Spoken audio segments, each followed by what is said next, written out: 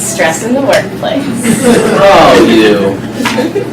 So, we just talked a lot about stress and like theoretical stress and good stress and bad stress. And now we're going to talk about what stress really is. So, on the papers that I handed out to all of you, I want you guys to draw what you think of when you think of a stressed person. So, like, that can mean anything. You can take it any way. Just draw someone who is stressed.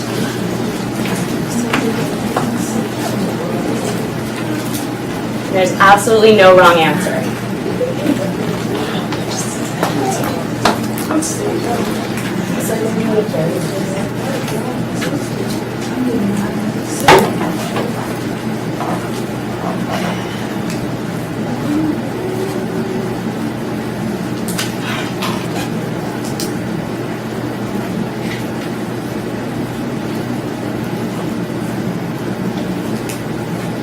You can add labels if you don't feel like you can draw something.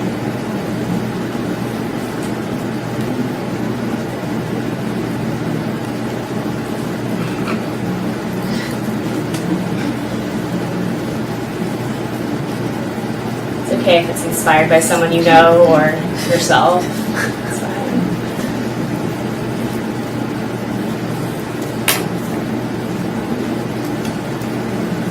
Is everyone feeling pretty good about their drawing so far? Feel like you captured the essence? Okay, if you could just clump up into groups, like into 5 or so people, I want you guys to get together and show your drawings to each other and figure out if you guys have similarities. Like, what are the things that you all recognize as a stressed out person? I had to draw 4 people because I feel like stress can be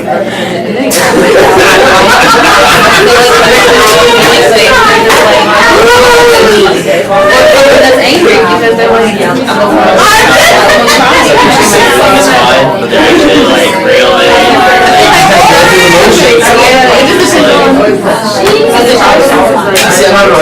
That was pretty good.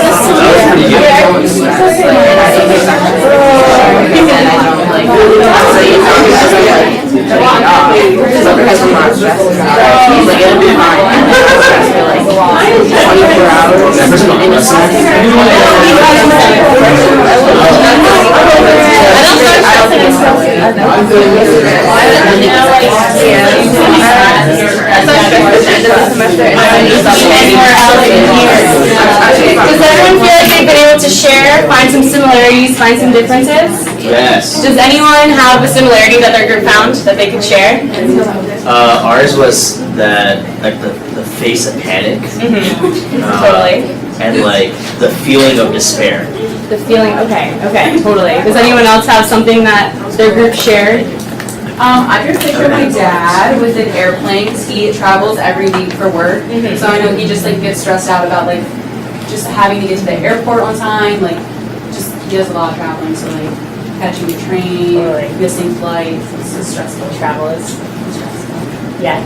All of ours had very expressive eyebrows. And I think that's indicative of how you like really hold a lot of the stress in your face. Yeah, totally. Ours were the same, expressive eyebrows and anger. I drew my sister. And we noticed that some people exhibit stress in different ways, but a lot of the time it's in anger. So we thought, yeah, that was a common. Totally. So raise your hand if there's some part of your drawing that resembled you. Yeah. So we all deal with stress. And the physiological reason that we feel stress and we project stress and all of that is happening in our bodies is because of 2 hormones. Does anyone know what those hormones are? Cortisol is one. What's the other one?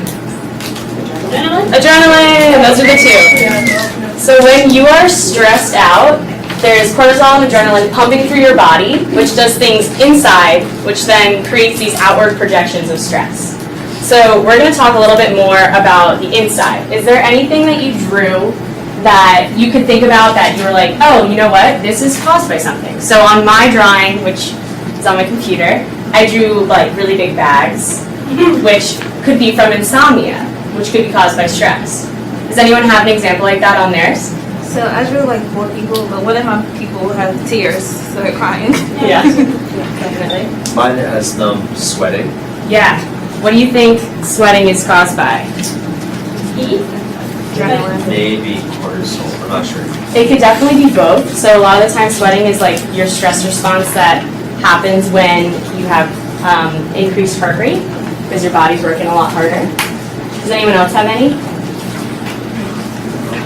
No? Okay, cool. Another one that I had was increased heart rate. Because sometimes when I'm nervous, I feel my heart like pitter-pattering. And that's the cortisol and the adrenaline telling my heart that I need blood to all of my body. I need to oxygenate. Yeah. I need to get the blood flowing so that I can react and deal with it. So looking at what I just passed out, I know that the descriptions are a little fuzzy because they're very small. But is there anything there that you didn't expect to see from the topics? Fertility problems. Fertility problems, yeah. So fertility problems can be caused by prolonged stress. You can lose your period from stress because your body sort of shuts down all of the non-essential functions if you have stress over a long period of time. Is there anything else that surprised anybody? High blood sugar. What was that? High blood sugar. High blood sugar. Yeah, so that again has to do with your body's stress reaction and the way that if you're feeling stressed, you might instantaneously need to run away from a predator. So you need all of the energy you can possibly get because back in the day when we were worried about running away from predators, that's what our body taught us to do. Are there any other ones? Is there anything that stomachache? Low sex drive. Low sex drive. So low sex drive is again cutting off the non-essential functions if you need to get out of there. If you're running away from a predator, it doesn't feel somehow it's not the right reaction. I mean, if you die, you need another one of you. Like. That's fair. We can unpack that later. But yeah, is there anything that you see on that list? You're like, this is me. This is my stress reaction. I get that this is happening. Mine is stomach ache. Stomach ache? Yeah, totally. Mine is weakened immune system. Immune system. I know I get sick way more often. Exactly, and that's again the prolonged stress. So when it comes down to the physiology of it, we're supposed to be stressed for like only a short amount of time. So when we shut down those non-essential functions for running away, we shut down like reproductive things, we shut down certain parts of our immune system, but when we feel stress and anxiety for a really prolonged period of time, that stuff still stays down on the low and doesn't fully function the way it's supposed to. Tensed muscles. I actually have TMJ, which is caused by stress. Yeah, I got a severe fix by I have a nice card. Yeah, it's not great, and that's from prolonged stress. Yeah, totally. Does everyone know what that is? So, do you want to explain it, or? Pretty much like your jaw, well apparently like my jaw was not in the correct placement, but then it's also from like tensing your muscles so much, so like I had lockjaw for like a year. Like I couldn't open it properly for a year. It's your muscles in your jaw tend to spasm. It happens a lot when people are asleep, that they don't control it. And you can wake up with lockjaw, which means you can't move your jaw, or you grind your teeth a lot and it just hurts so badly. Yeah. I have headaches and insomnia. Headaches and insomnia, yeah, that's just what stress does. There's one thing I thought I would see if I don't hypertension.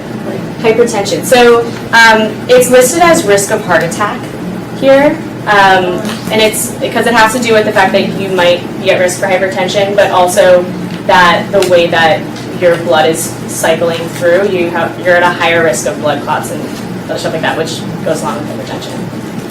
So yeah, so now that we've talked about what's going on in our bodies and we understand that, we can transition to a different part of the program in which we talk about what our stressors are and how we can manage them in the future.